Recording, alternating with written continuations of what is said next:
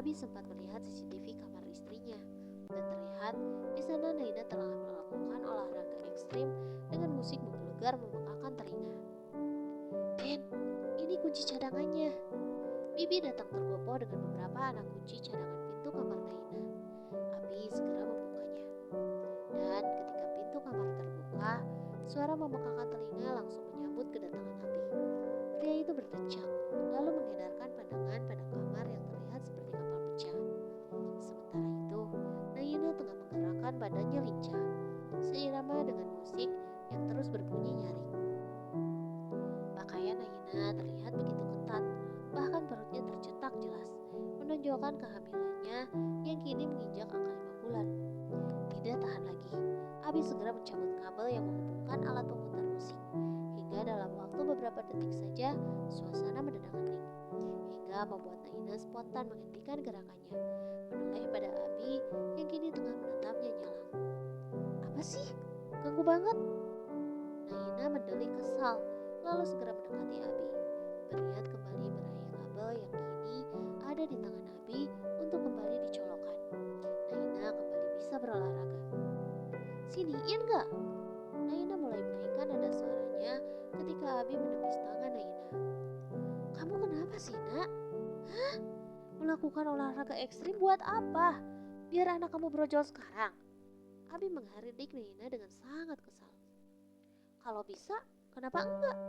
Naina berkata ketus, membuat Abi kian dikuasai emosi. Ya Tuhan, Nak, sebenarnya apa yang ada di kepala kamu itu? Kamu melakukan semua hal yang memungkinkan untuk melenyapkan anakmu sendiri. Abi sungguh tidak habis pikir. Anakku? Anak lo kalau lo lupa. Gue gak pernah ngarepin dia ada. Sekarang siniin kabelnya. Gue mau olahraga lagi.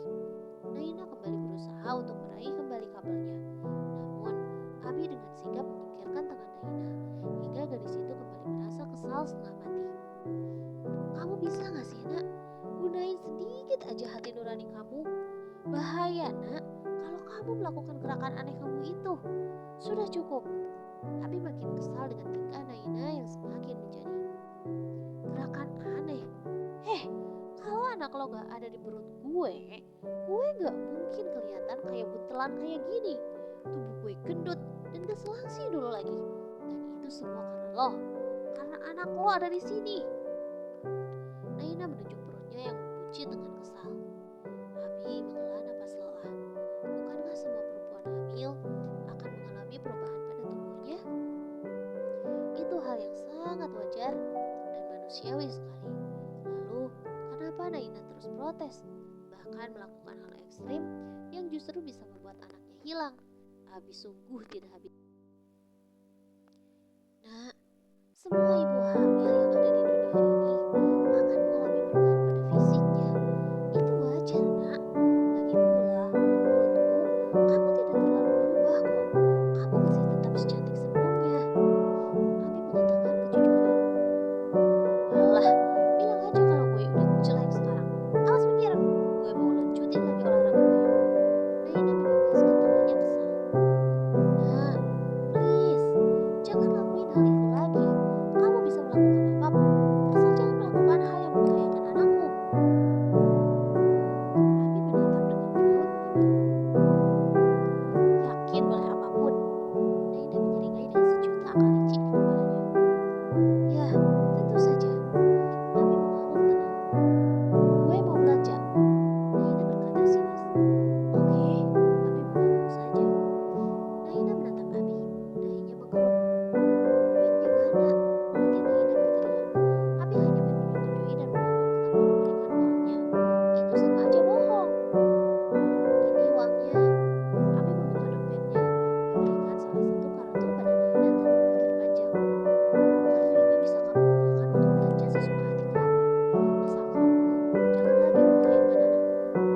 Abi menghela nafas menatap Naina yang kini tengah menatap kartu yang diberikan olehnya dengan mata berbinar ceria. Oke, Naina mengangguk. Lantas dalam hitungan detik, gadis itu segera melompat untuk masuk ke dalam kamar mandi. Naina sudah memiliki rencana segudang atas kartu sakti yang kini tengah dipegangnya. Nah, kamu jangan lari-lari. frustasi. Abi melanjutkan langkahnya menuju keluar halaman rumahnya. Pria itu berniat untuk pergi ke kantor hari ini. Papa Satria tadi memintanya untuk datang. Lo mikir dong Bim, Abi itu punya istri. Alangkah tidak bijaknya Allah sebagai orang tua malah mau jodohin Abi sama anaknya Awan. Jangan lupa, Awan itu sahabat kita. Kalau sampai kita mengecewakan dia, apa persahabatan kita bakalan tetap seutuh ini? Satria memanggil sahabatnya yang dia rasa sudah hampir hilang akal. Ingin menjodohkan anaknya dalam kondisi anaknya masih memiliki istri dan sebentar lagi akan memiliki anak. Apa Bima sudah gila sungguhan? Setelah kematian Lili, hidup Bima memang bagaikan orang linglung. Tapi apa harus selinglung ini? Satria tidak habis pikir. Apa lo lupa bagaimana perangai menantu lo? Bahkan Naina pernah bentak gue dan berlaku tidak sopan sama gue. Dari awal, gue emang udah gak suka sama gadis itu. Gadis itu gak pantas jadi pendamping Abi. Bima masih kuku dengan pendiriannya. Jujur, gue nyesel pernah jodohin Abi. Hingga hidup Abi menjadi serumit sekarang. Tapi tidak dengan melakukan tindakan konyol kayak gini. Lo bisa nyakitin banyak pihak, Bim. Satria menghela napas berat. Kita bisa minta Abi buat nikahin Bila nanti setelah mereka berpisah. Bima berkata dengan santai. Sinting, siapa yang mau pisah Bim? Lo mau anak lo bercerai setelah Naina melahirkan? Di mana otak lo? Gue lupa, lo emang gak punya otak. Gue lupa, dulu bahkan lo pernah mau buang Abi. Suara Satria cukup menggelegar memenuhi ruangan, membuat Bima membeliakan matanya. Tidak, Bima tidak bisa menerima ucapan Satria. Pria itu berdiri, tangannya membulat bersiap menghajar Satria. Namun, Pak Abi, kenapa masih berada di sini? Satria dan Bima membengkak, mendengarkan dengan seksama suara sekretaris Satria di luar sana. Abi, apakah Abi ada di luar sana dan mendengarkan semua percakapan mereka?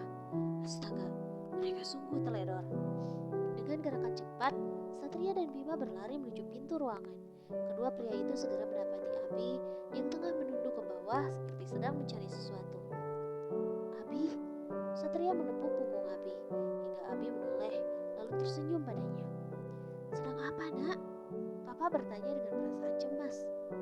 Abi sedang mencari alat bantu dengar Abi. Tadi tidak sengaja jatuh di dekat sini. Abi menggerakkan tangannya menggunakan bahasa isyarat. Satria dan Bima saling pandang. Diam-diam kedua orang pria itu bernapas lega. Itu artinya Abi tidak mendengar apapun obrolan mereka. Biar om bantu cariin ya. Bima menggerakkan tangannya dengan senyuman tulus tersemat dari bibirnya.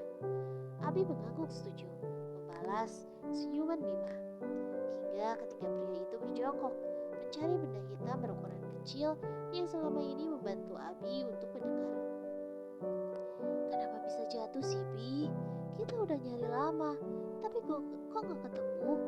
Satria melirik pada Abi yang sedari tadi menatap lantai dengan pandangan kosongnya.